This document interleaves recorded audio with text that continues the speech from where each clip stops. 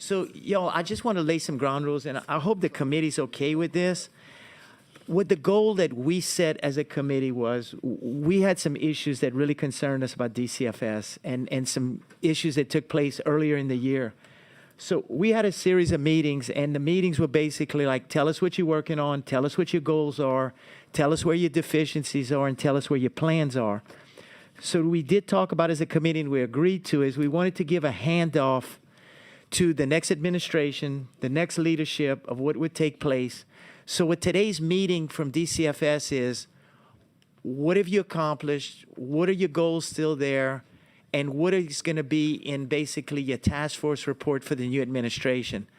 I do see there's concerned people that would like to testify in opposition, and they've given me red cards, but we have no legislation to talk about. Today is basically just where's the handoff going to be? So what I would recommend is anybody that has a red card, who can they visit with DCFS so they can go in the side room and talk the issues through and go from there. But to take the testimony of a problem with an administration changing in a couple of weeks, our goal today is to give a good handoff to the next administration and the next leadership.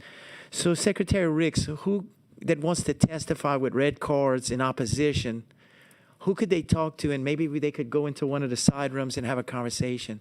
Senator Mills, thank you. Terry Ricks, Secretary of DCFS. We have several members of the team here from Child Welfare, if it's Child Welfare, and then also somebody here from Family Support. And these are staff members who will be here through even on the other side of the transition. I have had opportunity to talk to 2 families this morning toward that end.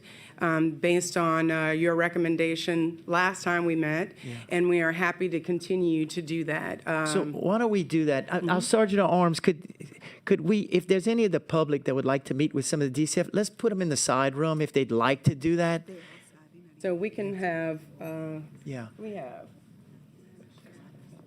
right, we have Sherry, Mona, Christy. And why don't y'all, yes, ma'am. Wait. You come to the mic, ma'am, please, because I'm trying to get some. The agenda here is basically just to work on some issues for the next handoff.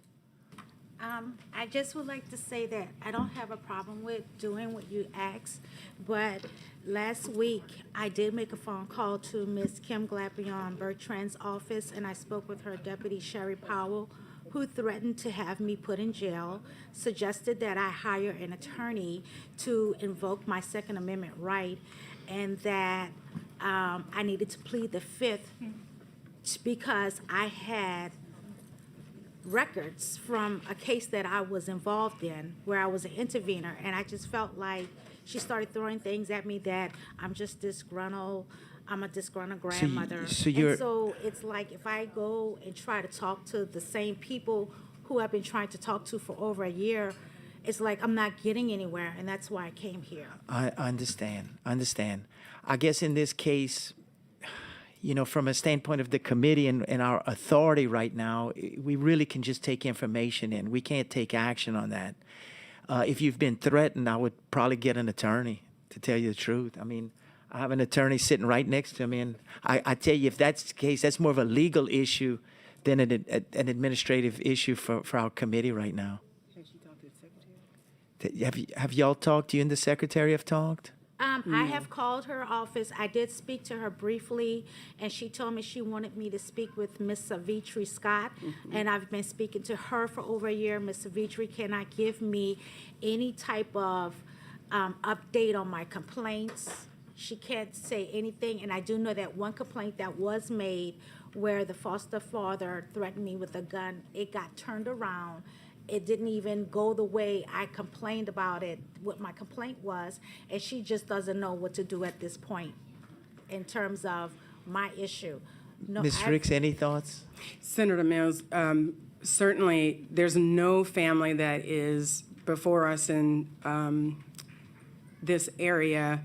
None of these cases are simple. We have been doing deep reviews in my office. That's what Savitri's job is. And it is really difficult to go tit for tat on anything, but we are reviewing matters fully. I think, you know, from the guidance I have here, we respect your testimony, but I have to cut it short because you're going to have to get an attorney. I understand. You'll have to get an attorney. I mean, this is beyond the scope of our. Ms. Peck, did you want to help me as my attorney? Senator Mills, I just wanted to say, and then this is a continuation of what happened during our last committee. We are not triers of fact.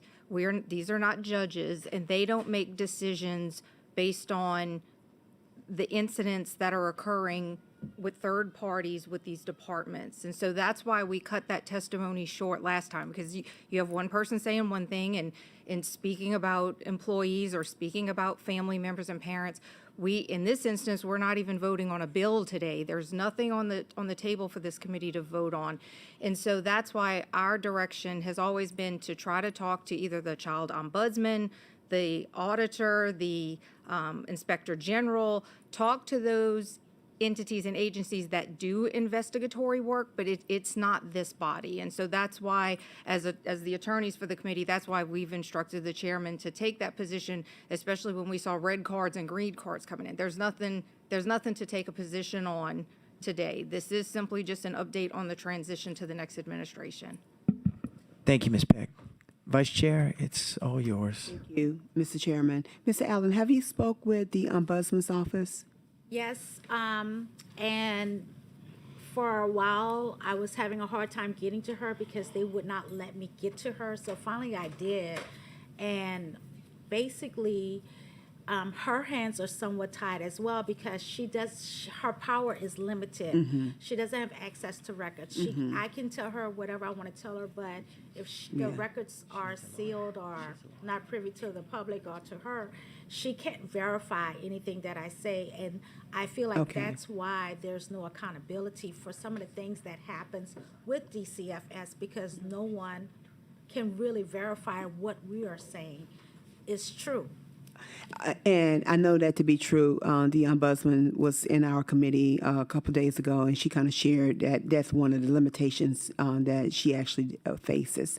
Okay, so I would agree with the chairman in terms of probably maybe having to take the legal route so that you have someone that can actually vindicate you and speak on your behalf and have access to the information that you cannot get access to.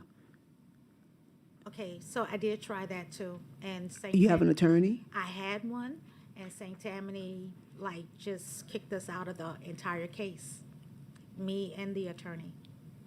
I hate to cut you short, but this is beyond our scope, ma'am. Okay. It really is. If you've gone the route of adjudication, this is not.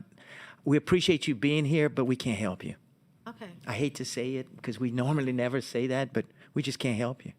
okay, It's a legal matter. thank you. Thank you. We can't be a judge and a jury. Madam Secretary, I guess I'll just lay it out again. You've done a fabulous job of taking over a period of time. We're going to pass these out to. Can I get the Sergeant Arms to pass out? I want to thank you for the work you've done and for working with you. And I think the committee's all familiar with the spreadsheet and what we're working on and our timelines. Yeah. So our major goal today is the handoff to whatever.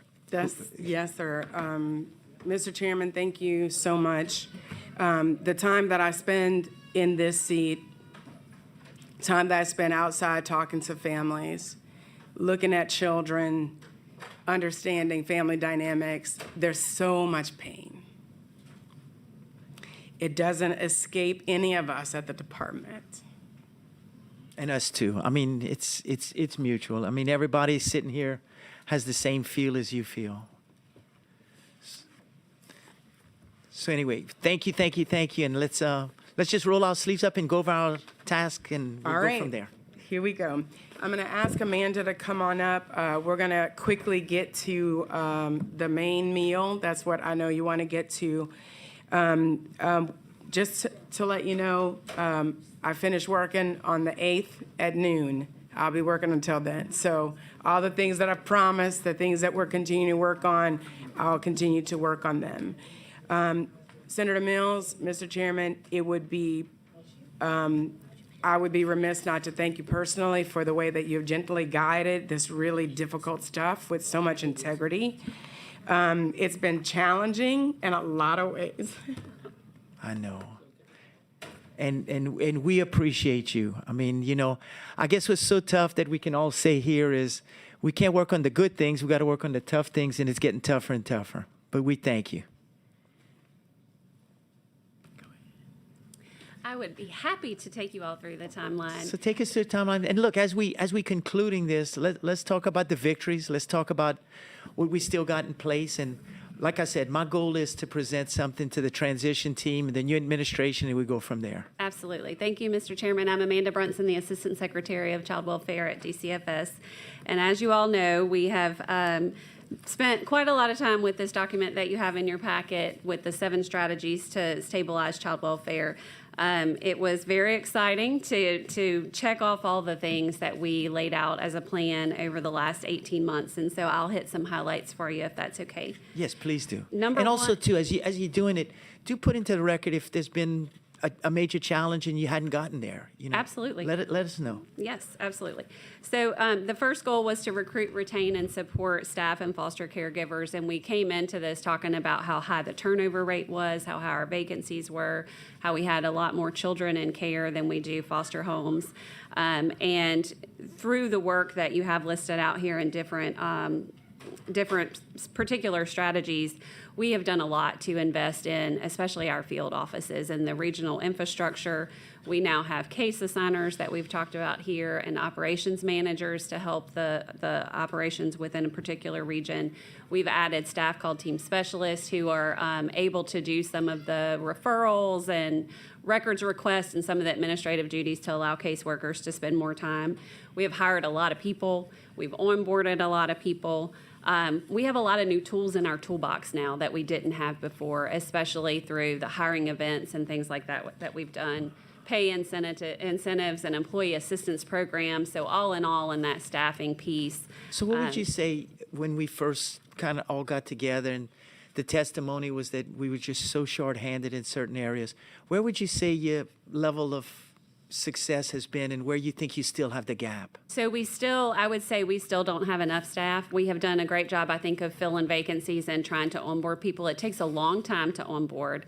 But our cases, our investigations in particular, went up 43% last year. So if you think about what we need on paper, you know, looking at case standards, you would say, okay, you need X number of staff. Well, that depends on every member being fully trained, ready to hit the ground with a full caseload and being present every day. And so there is still a gap in needing to be able to account for expected turnover, account for people who are out, and account for the about 20% of our staff who are still within their first 6 months and not fully trained.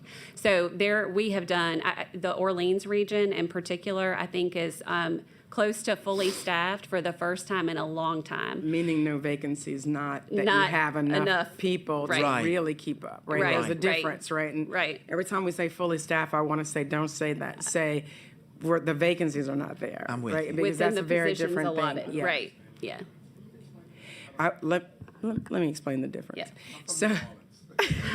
So what I mean is, I want to give you this overall, and thank you for giving me some time to compose myself.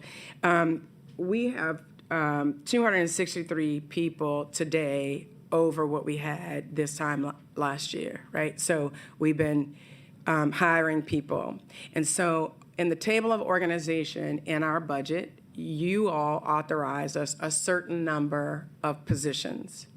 When Amanda says that those positions that are given to New Orleans are fully staffed, it means those positions are filled.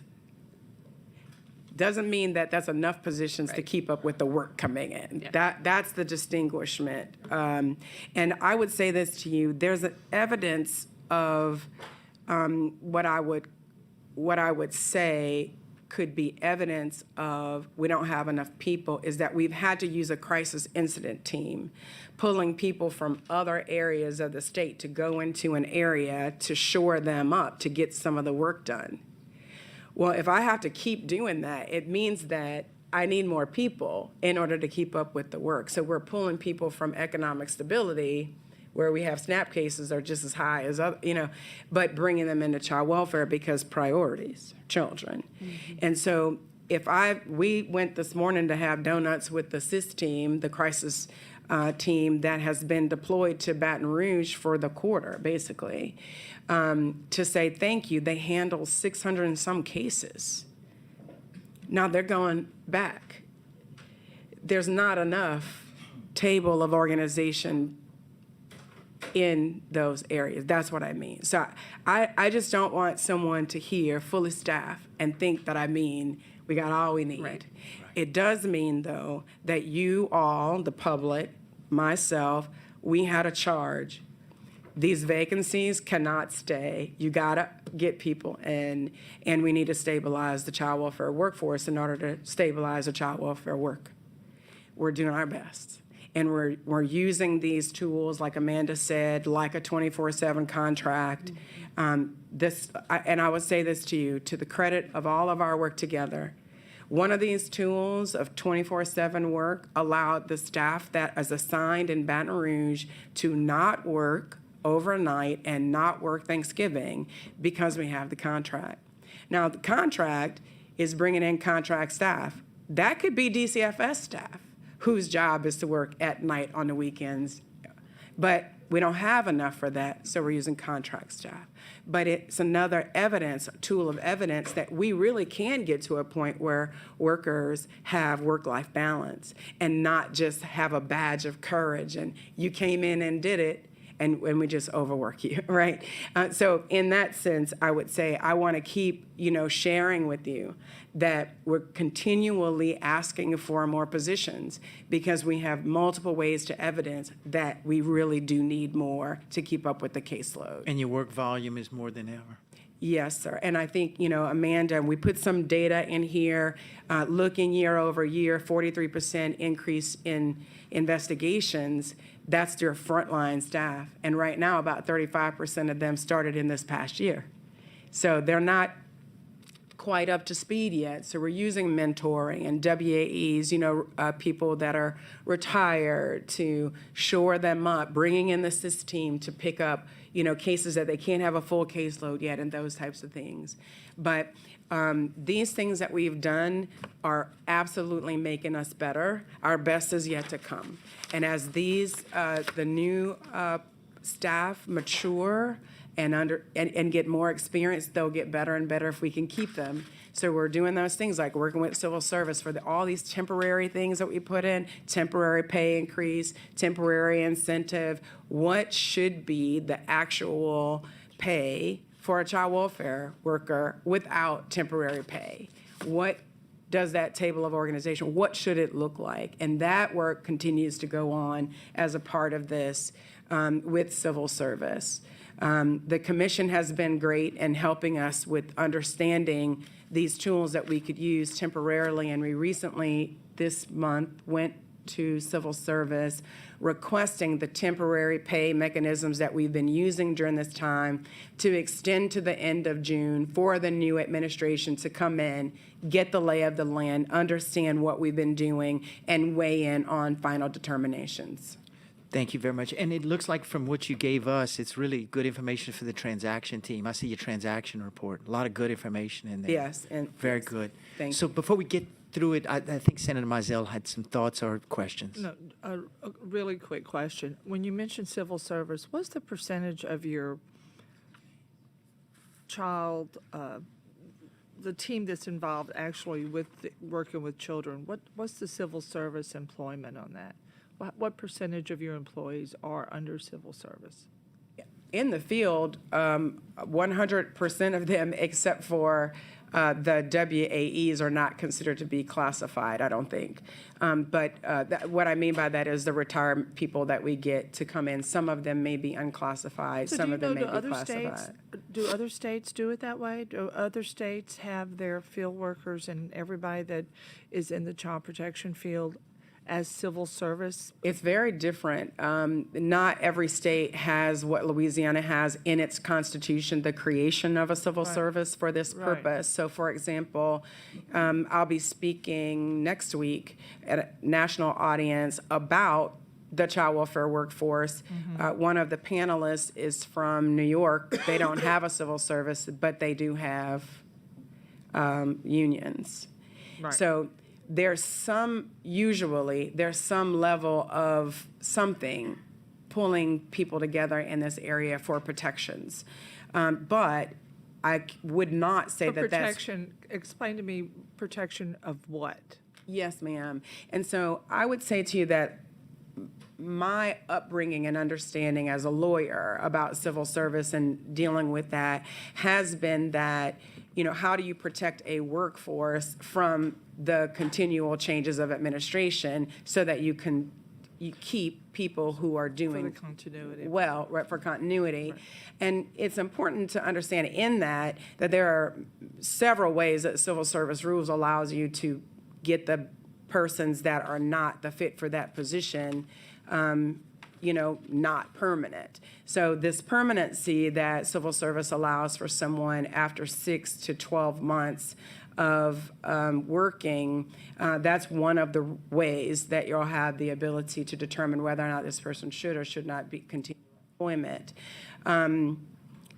Do all 50 states and territories have either a union or a civil service? I have not done that research. Curious. But I have done, I have experienced in my conversations with people different setups. Now, when I visited Washington, D.C., and states that have been under a consent decree, you will find that the way that their staff looks is very different than a state that has not been under a consent decree. So, for example, in Washington, D.C., I did not request information as to whether they were classified, unclassified, or unionized, but every caseworker is a master's level social worker or above, and their starting pay is about $85,000. And every one of them has a car assigned to them and other resources, which is what comes to bear when you get under a consent decree, right? And so we have several things upcoming. The new administration, and this is a little bit of an aside, Senator Mills, but since we're talking about moving forward, there are proposed rules that will change TANF. One of those rules might end up saying, and is proposed at this point, that you cannot use TANF for CPS investigations. That is how right now, Right. that's how we finance CPI. Right.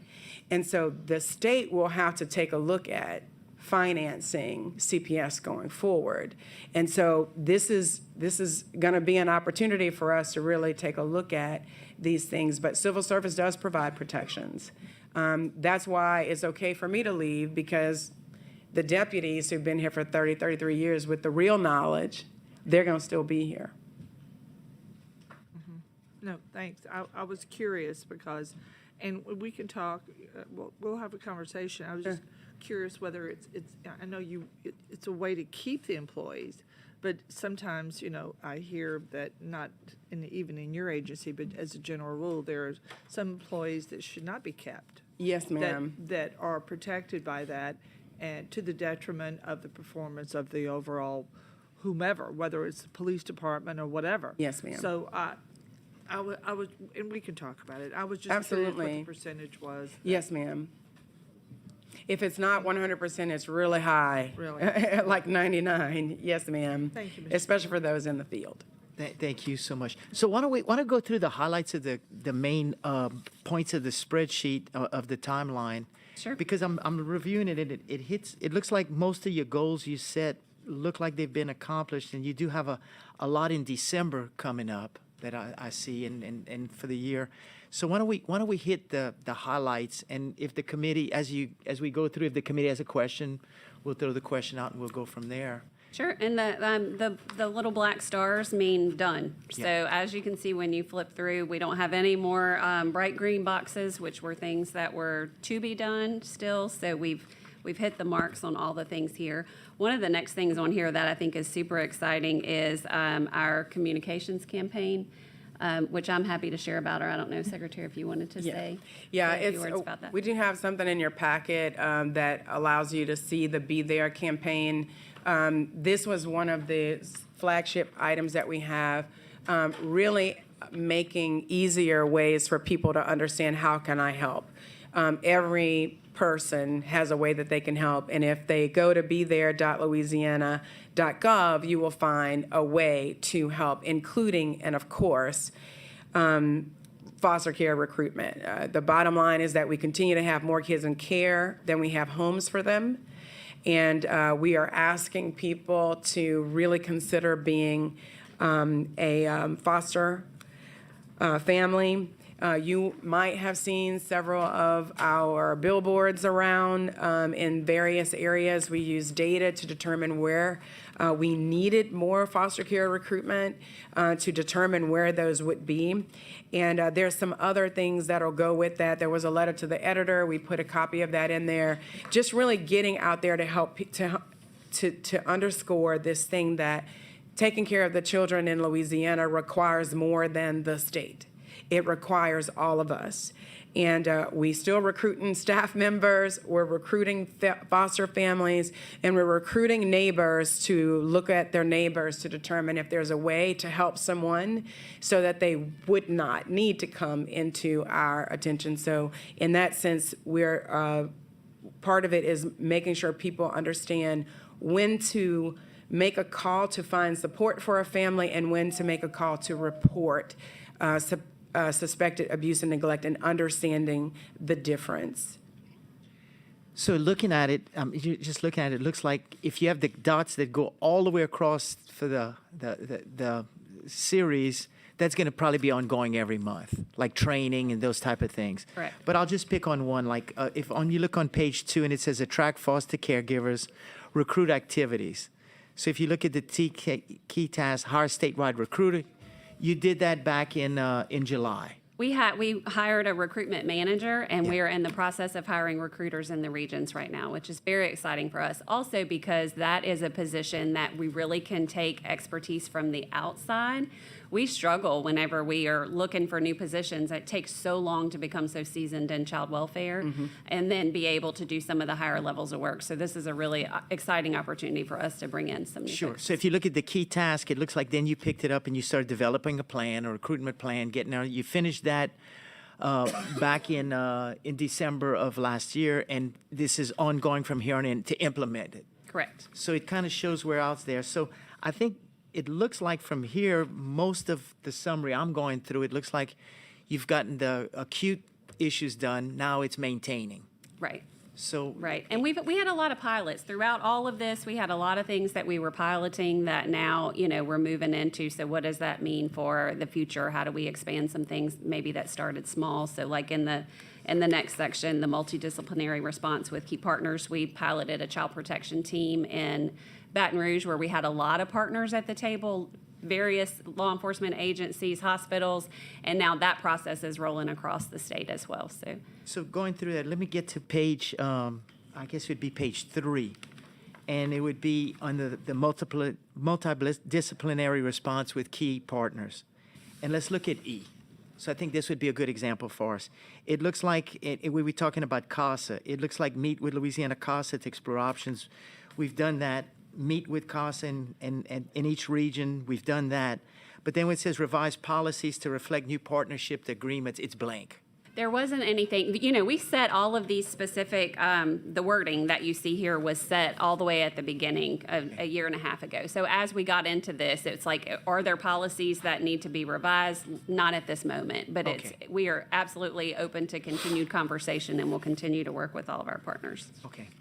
So it looks like, if the committee has any questions, I'm kind of getting to the highlights for everybody.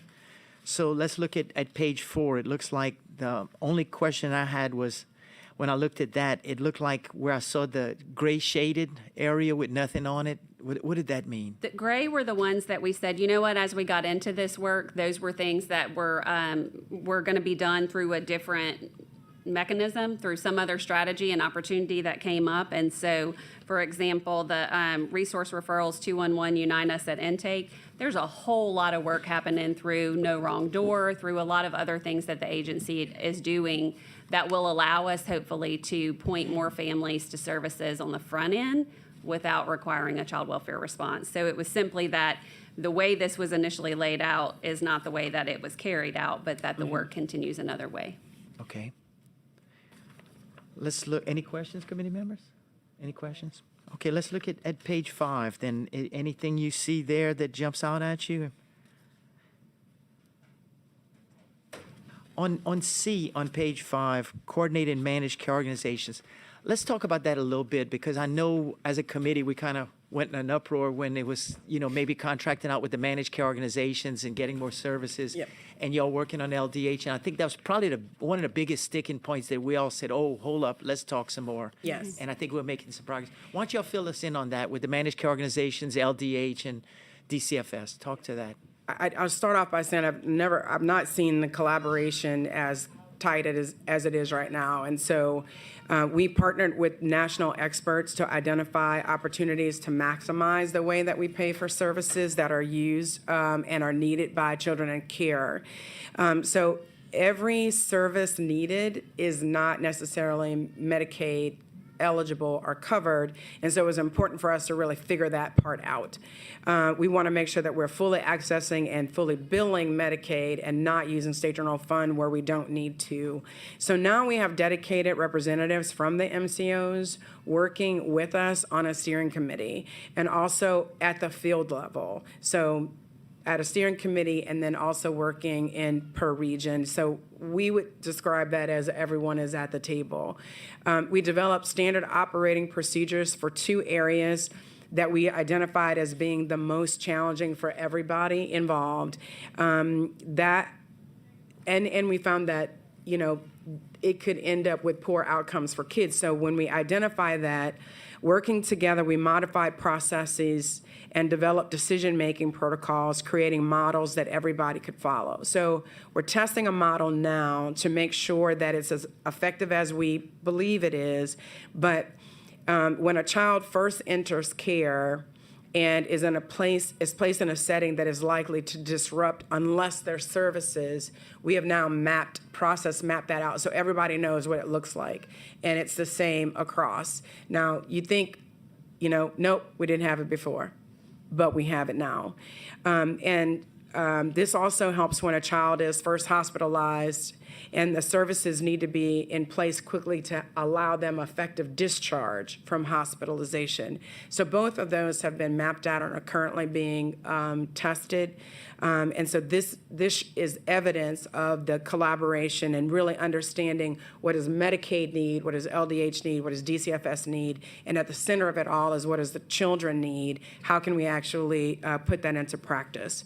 We're currently examining the full continuum of care needed to serve the children and families involved in child welfare, from prevention through treatment, including treatment that involves placement. So we're constantly in this situation of understanding all the different placement array of services. Where does this child need to go for placement, whether that's a family home or something therapeutic in its place, or whether we need a new type of placement that we didn't have before, which I would like to talk to you about outside of the MCO conversation.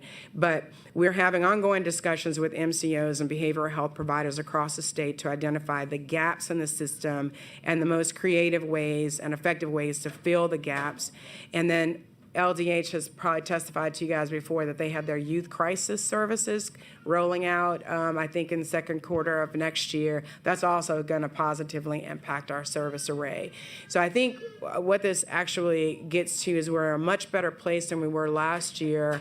And if I were to describe it, we're actually sitting and talking at the table like we probably should have for a long time. And the next time we go out for, I think, a contract with MCOs, LDH will be much more aware of the things that we need in the system. And so even if we have to be creative now and finding what we need, perhaps we'll be a lot more specific the next go round. I'd like to say that there was no drop in the effort when secretaries changed. The current secretary just jumped in with his whole body as well, following up what Secretary Phillips started. And to her credit, it was in our first levels of collaboration that we got to DCFS needs a medical director, and that came to pass from those same conversations. So I just, kudos to that work of being at the table, tied together at the hip, and committed to foster family. It's such a small part of the larger Medicaid thing. It's easy to overlook. That's not the posture LDH is in right now. Very good, very good. Anything else on that issue? I know that was probably one of the biggest things was, we paying a lot of money to manage the care of a Medicaid recipient. Could we get together with LDH and DCFS? Senator Mills, one other thing I might add related to health is that on the fentanyl crisis, we realized that there was something that we really needed, and that was in order for us to work well with the courts and provide evidence, we needed a fentanyl test. Just a child being revived by Narcan was not enough. We had some conversations with the judges, juvenile judges, and then after that realized we needed to have conversation with the hospitals. We worked with the LDH and the Hospital Association and had a meeting with the hospitals asking them, please do a fentanyl test whenever a child is suspected for fentanyl. And it was an incredible meeting. Coming out of it, they all agreed that we should meet at least quarterly with the hospitals. They loved having access to talk about things related to child welfare.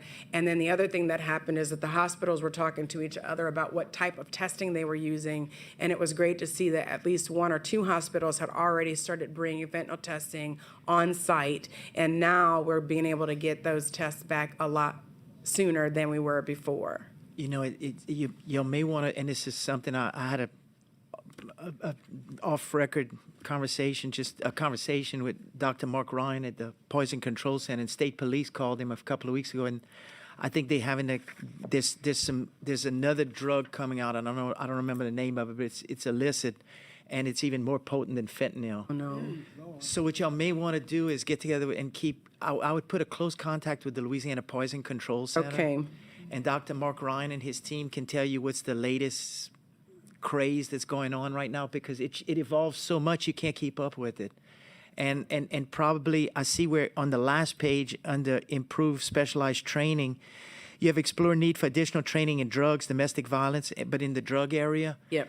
I would probably tell the next team that I would probably schedule calls pretty regular with the Louisiana Poison Control. What's out there that we don't know about? Very good. And so the leadership here who will stay on, they're here, right?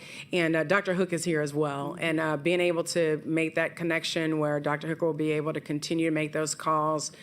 So happy that we have that resource right now. I think what a legacy to be able to say we installed that at just the right time that we needed it. And thank you for that, and we'll make that happen. Yeah. I think looking at the spreadsheet, Senator Mizell, you had a question? Sure. Please. All yours. I'm going to need your patience. Oh, okay. I don't have to go to work till Monday. I'm good. Yeah, okay. And on that, I mean, I do have multiple questions. And it's only because the chairman has seen fit to allow us this opportunity. And I want to thank you, Fred. Because, I mean, I know we get calls on this all the time. And I know your heart, because you've been incredibly open when I call you. And I want to tell you, I really appreciate you. Thank you. I do. I appreciate you. I know your heart. And with that thought, the things that we've talked about, I just want to know where we are before we shift, okay? And so it's all over the place, Sure. okay? You and I had talked about in a meeting, and I can't remember which one, about the software. It really bothered me, the $40 million software. And when you're talking about the connection, linking the best place and moving the child and planning, what do you have software yet that connects you to all your needed services for a child, or where is all that? Where does that stand? So I would say that, we use software in different spaces and different times and places. I don't know how to answer just the specific question that he had. So when you look at your dashboard, do you Yeah. see everything you need to see? Or are you still having to move from dashboard to dashboard to dashboard? You know, how is The that? staff definitely has to move from different systems in order to do their work, and Amanda can answer best about how she pulls data together, but there is no doubt that we do have to hand count certain things. And we've been bridging with certain software, like, for example, Monday.com. Like, how is it that we keep up with, for example, the fact that Senator Mizell called and there's a case that she wants me to look into. We use software for that. It's not the same software that the staff uses to keep up with their cases, right? And so the casework is done in a particular way. That was the CWIS project that we're talking about. And there have been some upgrades made to modules that we currently have to enhance it and make it somewhat better than it was in November of last year.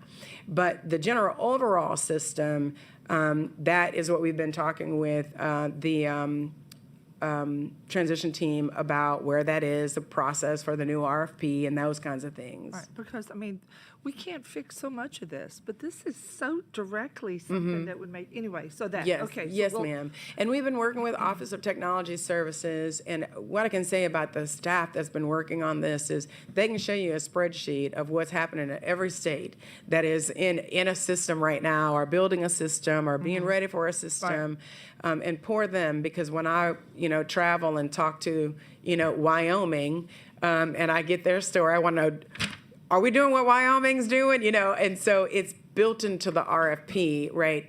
So that it has an opportunity to come forward. I think the new administration will have some decisions to make about, going out on a big RFP, big bang, put everything in, spit it out on the other side, using modules, certain modules that you can get right now.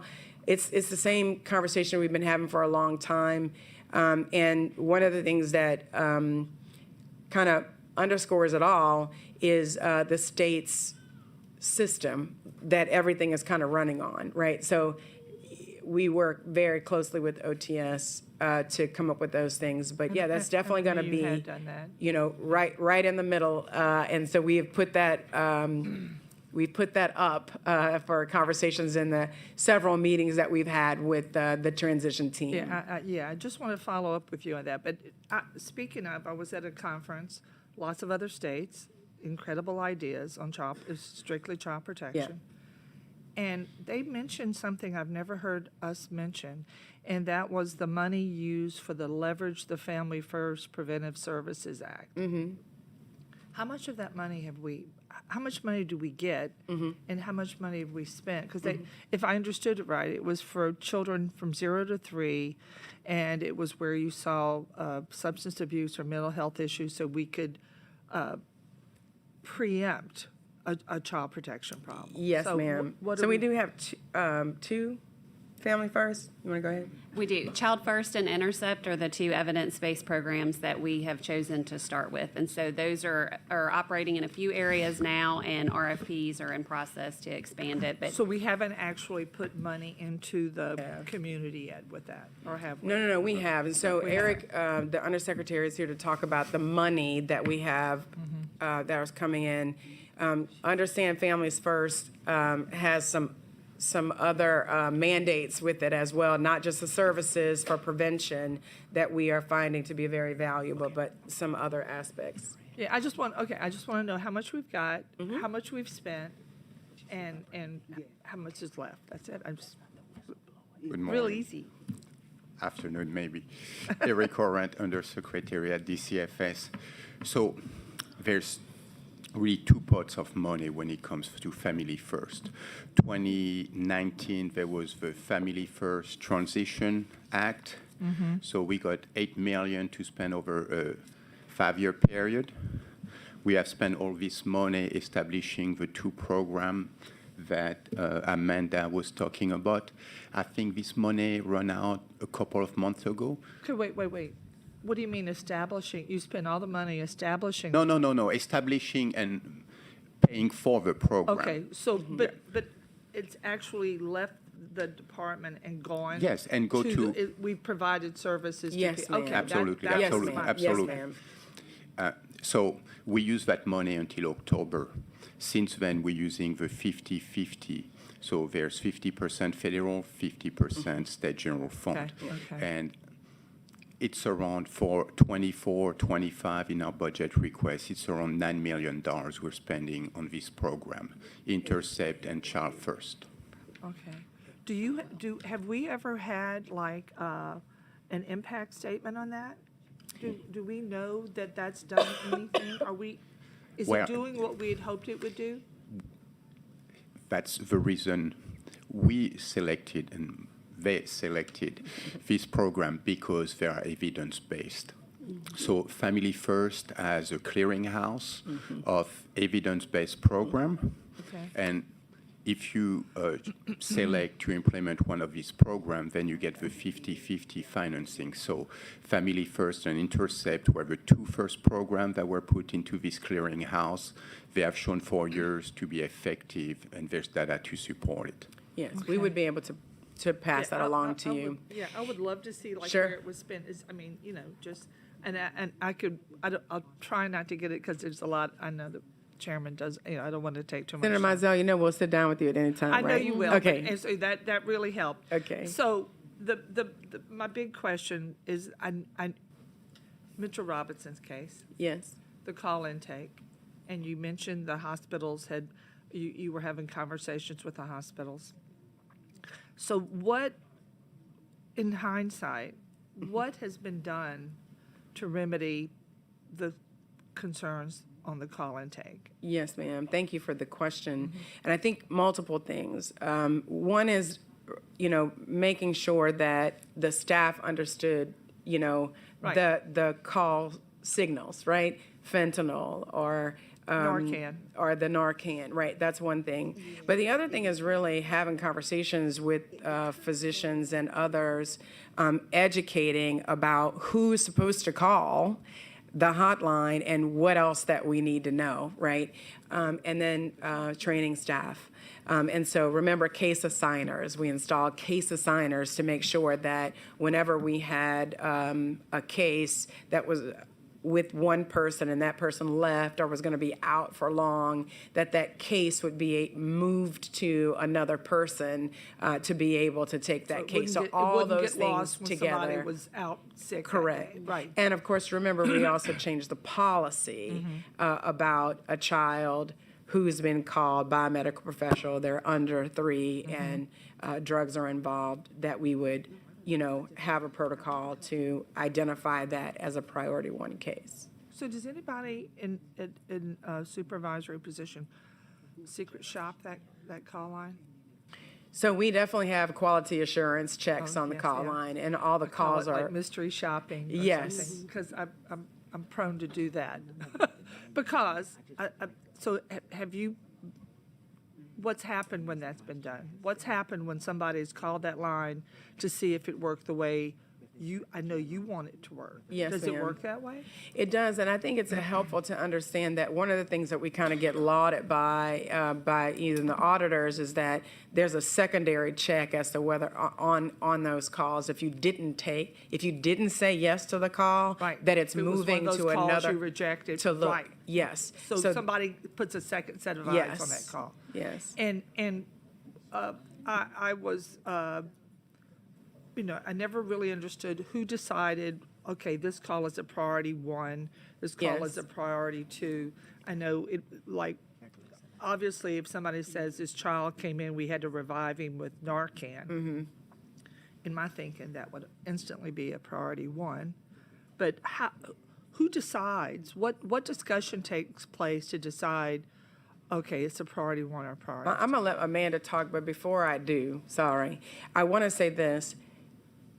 I want to underscore what you're saying. When the call comes in and this conversation is held, who decides? One, we need them to call and have the conversation. Right. Because most of us don't realize how much information we need in order to make a decision, and we use tools that are called structured decision-making. So the questions that are being asked by the intake professional is aligned with what type of information we need to know in order to make a decision.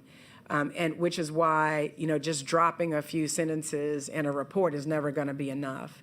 And on some of the cases that have been high profile, or at least one of the cases that have been high profile, the first thing that came in was cryptic, just a few sentences in online. It was not enough to know. In one of the high profile cases, something that came in was not the doctor who saw the child, but somebody working a desk who said, it could have been this or it could have been that, right? It's not enough, right? And that's what's in this. So So what happens with that? What Yeah. happens when you say it's cryptic, Yeah. even though there were key words that, well, I mean, so does somebody return a call on that and get information? Or do they just wait unfortunately, for another yes. call back? And there's a lot of time spent on returning calls and running down people that didn't give us enough information, right?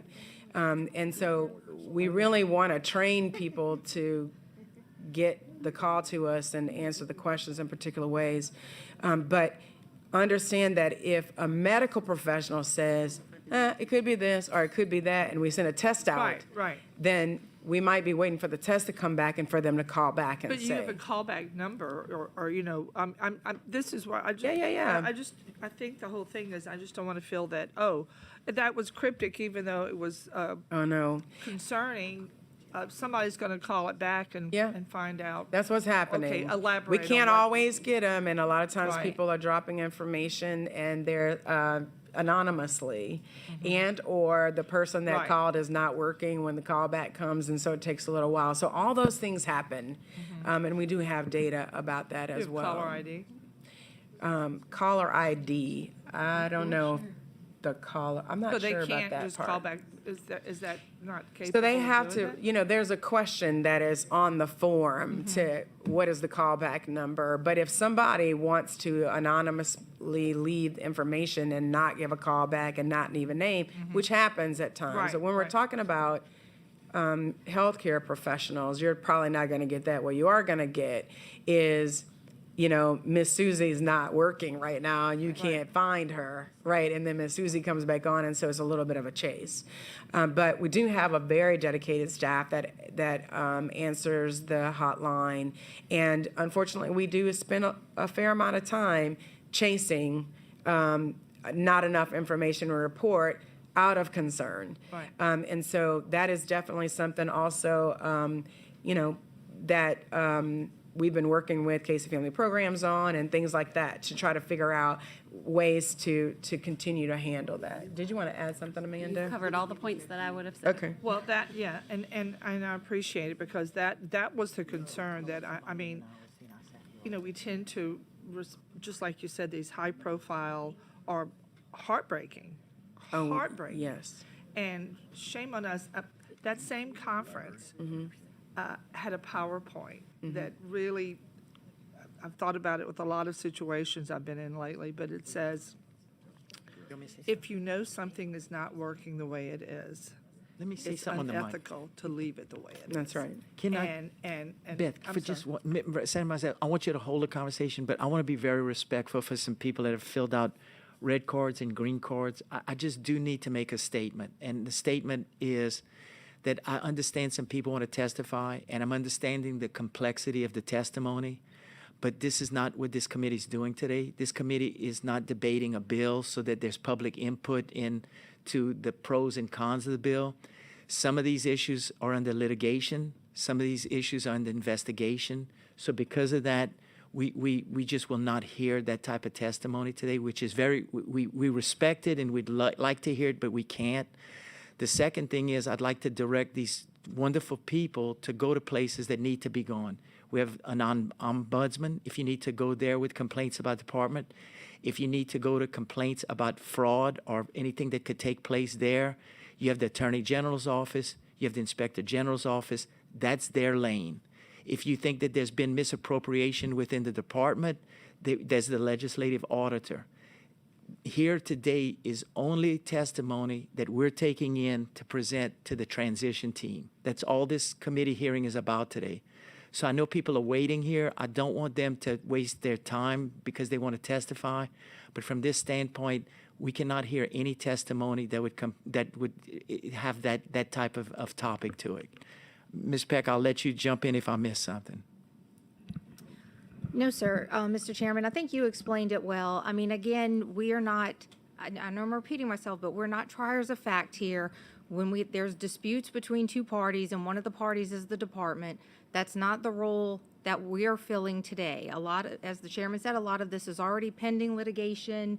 There are already actions taking place. So that's why our legal advice to the chairman came to us on how to handle it. Today, this was our advice that he's restating it. Several lawyers, including the lawyers on the committee, we've all discussed this. And the last thing is, it's not on the agenda. So I just didn't want people waiting in the audience and we wouldn't take the testimony. So I apologize, Senator Mizell. I do. So it's back to you. Okay. Anyway, that was the whole point. So on that, following up on that, the cryptic incoming call, if you have, and you know it's a hospital, do you just then call the hospital or? Yes, ma'am. Oh, yes, ma'am. And we follow up, particularly if it's someone from the hospital or from law enforcement or school. We follow up with even the cryptic ones. But is that We a spend new the policy, time. or is that just what the policy wasn't followed when that happened before? Is that what it was? No, that's not true. I mean, we made some calls, and remember what I was saying to you about the various things that we touched in order to make sure that doesn't happen. It's a layering of things. Right. So I think what it boils down to is at the time, remember, I don't think the elevator was going all the way up maybe on Narcan, but on one of the cases that we all know about, even with that, right? Yeah. There was it could be this, it could be that, right? And so it definitely moves differently when a doctor says, this is blank, right? So it's different. Yeah, and I think my whole question, I just want to make sure that there's a callback if something Yes. is concerning but not complete. Yes, ma'am, Right, there okay, is. and that's where I was with that. So I want to thank the chairman for the time and thank you for your willingness to be so upfront. Absolutely. Thank you, Senator Mizell. The interest of the committee always just makes us better. So thank you. Yeah, it helps us all. Yeah. Thank you for your passion. Thank you. So let's see. I'm going to turn it over to the vice chair now. Wait, hold on. Let me get the button just right. Oh, I know. now you go. I had this problem yesterday or the other day with the new board. Just one question I have that Senator Mizell kind of brought back to my remembrance regarding the $40 million as it relates to that technology piece. So that was never, that whole component in terms of the dashboard was never really finalized, was it? Or was it? So the technology system for the child welfare information system was not created. We did the work about what needs to happen. They call that the stories? User stories, that we will be able to take the user stories and say, okay, that's what we use to kind of build the next RFP. But an actual system was not produced in the end, was not created for use in the So did end. we spend $40 million on that? Yeah, I believe that's the right total. Eric can come back up to the table and talk about it now. I don't want to say that we didn't ask and answer this a couple times because we keep talking about it. We keep using the same data and we'll give it back out again because, of all the things, Senator Barrow, of all the things that I have frustrations about leaving this job after 8 years, this is the main one. Because when Marquita Garner Walters and I left at the beginning of the Jindal administration, we were about to embark on at the time, it wasn't called CWIS, but a child welfare system was about to get started. And when the General Administration came in, they wiped it out and said, we're not going forward with it. That was the access. So when we came in, the number one thing that we had for information system changes on our agenda was CWIS. It didn't work out that way in the grand scheme of all the technology that was slated.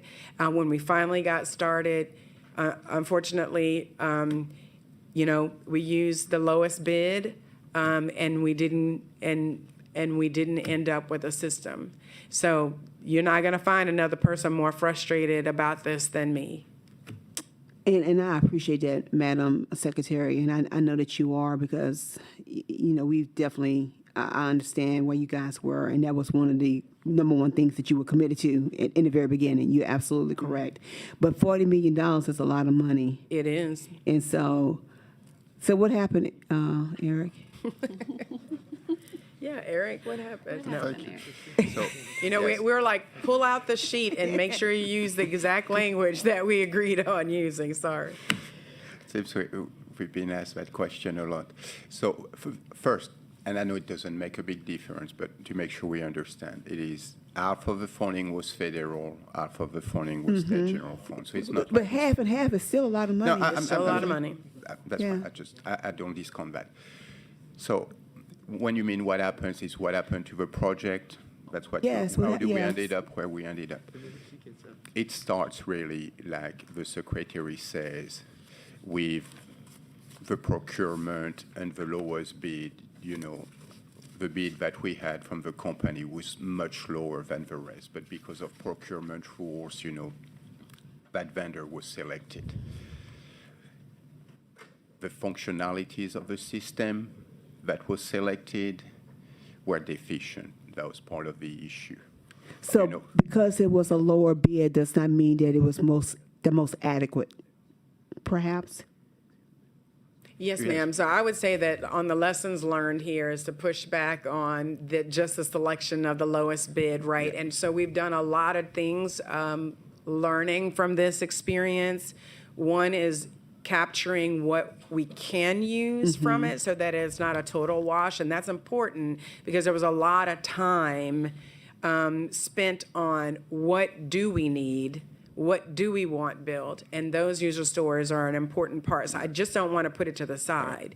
But the other part of that is understanding what are the various ways that you can write an RFP such that the lowest bid just doesn't win out. And I bring that up because that is something that I feel like we chronically do in state government. We try to go with the lowest bid, but sometimes the lowest bid is not the best Yes, bid. ma'am. And at the end of the day, we end up paying more.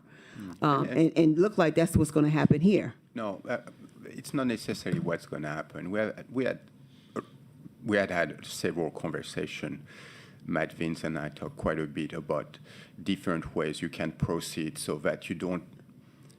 The cost should not be the determining factor. It should be part of the selection process. You don't. Because otherwise, the price, the most expensive, it's like a car.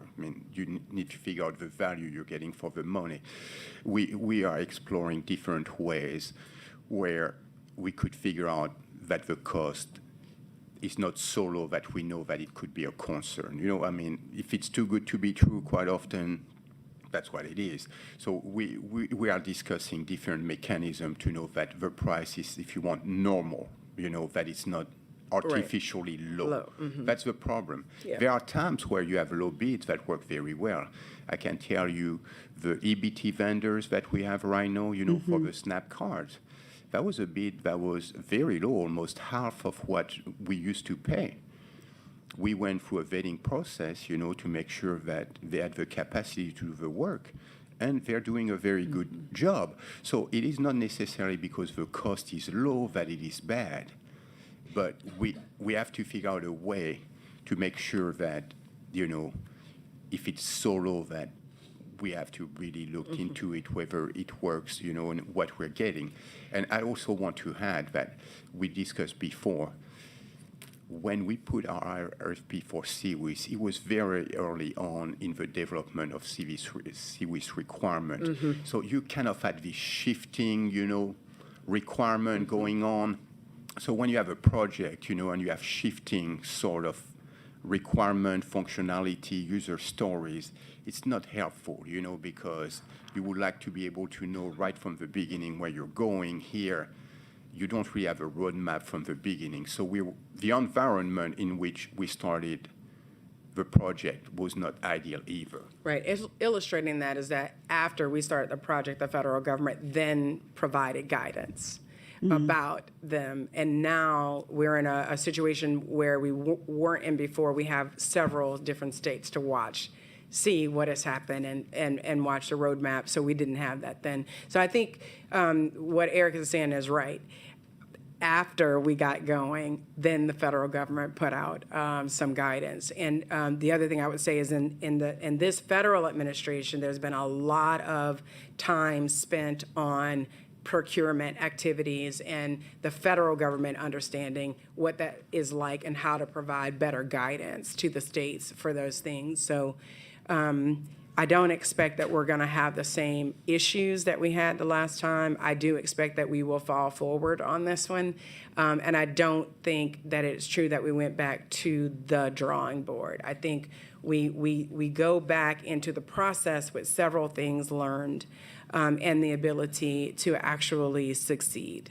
So it seems like we are going to be able to salvage some parts or components of the program. Of the work, Do y'all yes. have any idea about how long you think it's going to take to actually get it up? So the RFP in the current process is going to be out like in a year because RFPs take so long.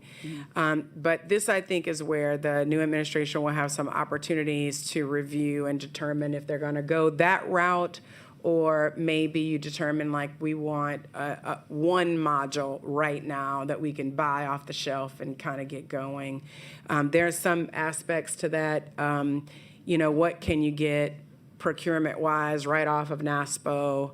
For example, these procurement options that there are for states to say one state bought this already, or whatever, we can buy it straight away.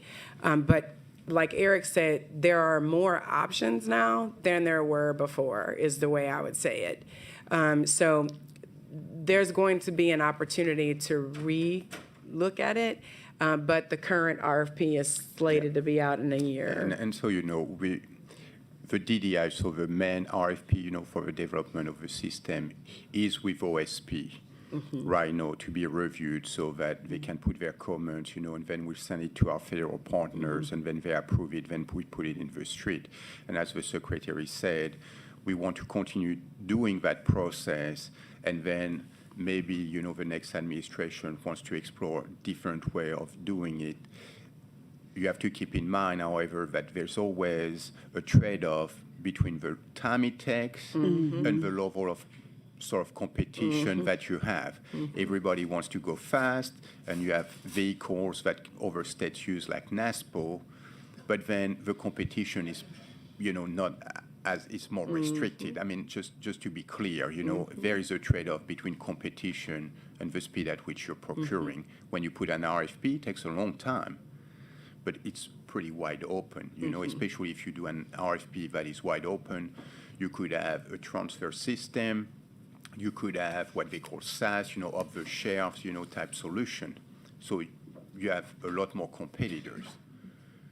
If you go and you use one of these procurement tools, such as NASPO, which is a bit tricky in Louisiana, but anyway, if you use NASPO or one of these procurement tools, it goes faster, but you have a more restricted pool of applicants. Well, I don't want to continue to belabor this issue any further. When Senator Mizell brought it up, it did actually kind of trigger, because I remember this coming up in finance and then also back in joint budget. And I just have seen, just being on those committees, how not just with your department, just in general, when we typically oftentimes go with the lower bidder, sometimes it ends up costing us more. Yes, ma'am. And that may not always be the best route. And that's one of the things that I definitely want us to kind of keep in mind. And I know that we had a special committee, task force to actually look at the technology contracts that we were bidding coming into, because that it was just not you guys, it was across the board. Yes, that we ma'am. had problems with that. And so I'm just hoping that this is something that we can hopefully finally get into place, because here we are, it's 8 years and still don't have the finished product that we wanted. But anyway. Thank you. Oh, thank you all very much. I think we have the grasp of what's out there, and I guess from this vantage point, we've got a good working document. I know I read that you're giving us the transition team.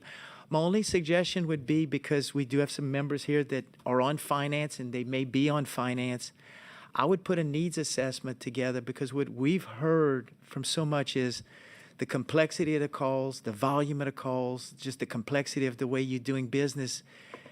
It's just personnel is an issue, and I think all of us here have agreed that that's a finance issue. But I see in your report where you have a budget on the transition team. Maybe you might put a needs assessment Thank that's you. included in it. Of you know, because we understand it, but Senate Finance has so much coming at them that I don't know if they'll understand. There'll be new people involved, and so that's my only suggestion. Members, did y'all have any more comments as far as this? Well, I want to thank DCFS, and I think if anybody's watching remotely, on behalf of the committee, we want to thank the DCFS team, because what we're meeting here is to talk about the problems, but we want to tell you thank you for getting to work every day.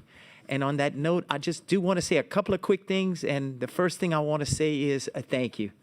Y'all are absolutely fabulous. This committee worked hard, and I think it was indicative of all of you showing up after the Christmas party to have 100% participation. And on our Sergeant at Arms, our staff, everybody out here, I just, on behalf of the committee, we can't thank y'all enough. I don't think there'll ever be a committee as talented as each and every one of you here. Y'all are just fabulous. I do want to say something. I wish we were in Hankel, because at this table, all of us saw the people in need. We saw people that had problems, and y'all all there for them. And I guess I'm getting a little emotional, because I miss y'all. But thank you, Ms. Peck. Thank y'all. Best chairman. Thank you. Thank you so much, Senator Mills. Your chairmanship is I noted. didn't want to cry. Me So, either. Mr. Chairman, on behalf of the committee, too, we want to thank you. You are certainly, sir, a gentleman and a scholar, and we appreciate that. But maybe even more importantly, you're a statesman. And thank you very much for that, and thank you for your leadership. Well, thank y'all. And I guess I'll thank y'all. Thank y'all. And I'll say on this leadership, last thing, I think I got it all out. Last thing is the work that Ms. Peck and Ms. Cannon did.